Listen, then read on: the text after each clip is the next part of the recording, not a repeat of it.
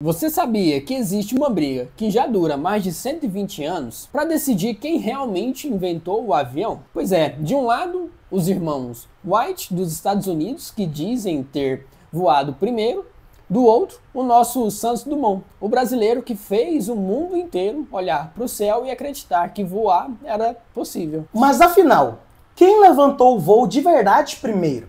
Hoje a gente vai entender o que cada um fez, por que essa disputa existe até hoje e quem merece o título de verdadeiro pai da aviação. Então aperta o cinto, porque o assunto de hoje vai decolar. Para quem não nos conhece, meu nome é Thiago. Meu nome é Gustavo, e se você achou esse assunto interessante, fique com a gente até o final do vídeo e depois da vinheta.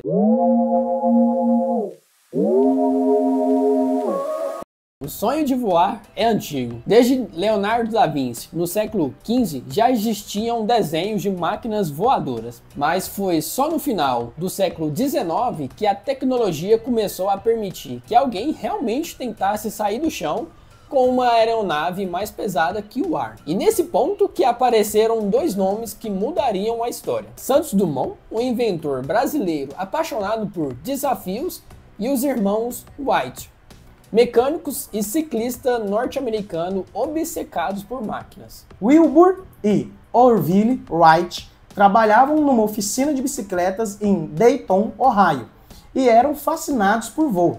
Depois de anos estudando planadores, eles criaram o Flyer, um avião com motor e hélice.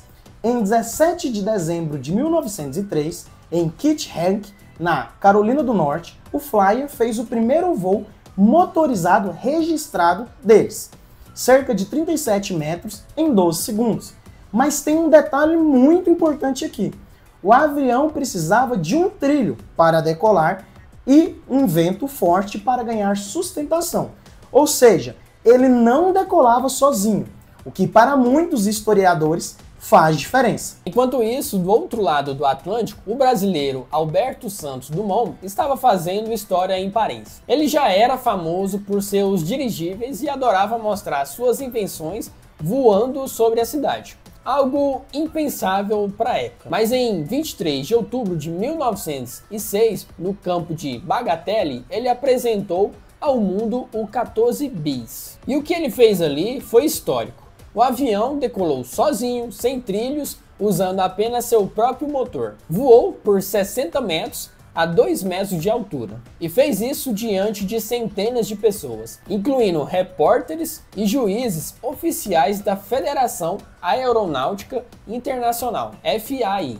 Foi a primeira vez na história que alguém levantou voo com um avião mais pesado do que o ar, com propulsão própria e sem ajuda externa, e com testemunhas oficiais. E é aí que começa a confusão. Os Estados Unidos defendem que os irmãos Wright foram os primeiros, em 1903, mas o voo deles foi sem testemunhas oficiais, curto, instável e com a ajuda de trilhos, o que não se encaixa totalmente na definição de voo autônomo. Já Santos Dumont fez tudo em público, registrado e seguindo todos os critérios oficiais da aviação. Por isso, a Federação Aeronáutica Internacional reconhece Santos Dumont como o primeiro homem a realizar um voo público e autônomo com um avião mais pesado do que o ar. Enquanto isso, os irmãos Wright receberam reconhecimento apenas mais tarde. E muito disso foi impulsionado por patriotismo americano e pela influência da imprensa dos Estados Unidos. Para entender melhor, olha só a diferença. O Flyer dos irmãos Wright, de 1903, usava um trilho de lançamento, dependia do vento forte para decolar, controlado também por um sistema de torção das asas, feito de madeira e tecido, com estrutura frágil. E não tinha estabilidade, mal dava para chamar de voo controlado. Já o 14 bis de Santos Dumont, de 1906, decolava do chão sozinho, sem ajuda externa. Tinha motor próprio, asas rígidas e controle eficiente. Foi o primeiro voo homologado oficialmente pela FAI. E detalhe, Santos Dumont projetava, construía e pilotava suas próprias criações, sem esconder segredos ou patentes. Aqui é o Brasil! No fim das contas, tanto Santos Dumont quanto os irmãos Wright contribuíram para que o sonho de voar virasse realidade.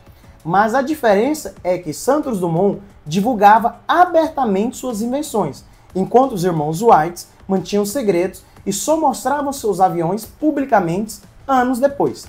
Santos Dumont foi um visionário, acreditava que a aviação era um bem para a humanidade e dizia: "A minha invenção pertence a todos".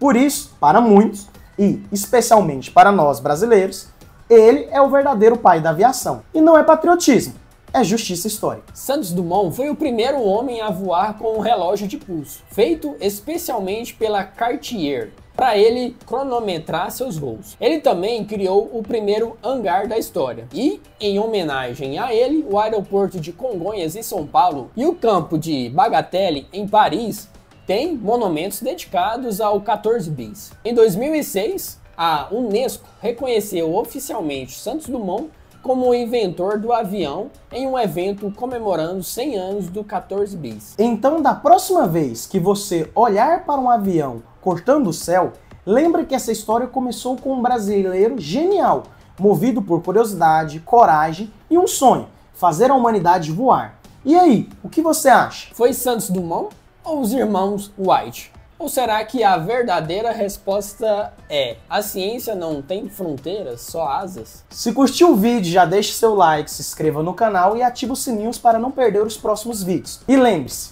aqui no Ciência Sem Jaleco, a gente explica tudo sem complicação e, claro, sem jaleco. Até a próxima!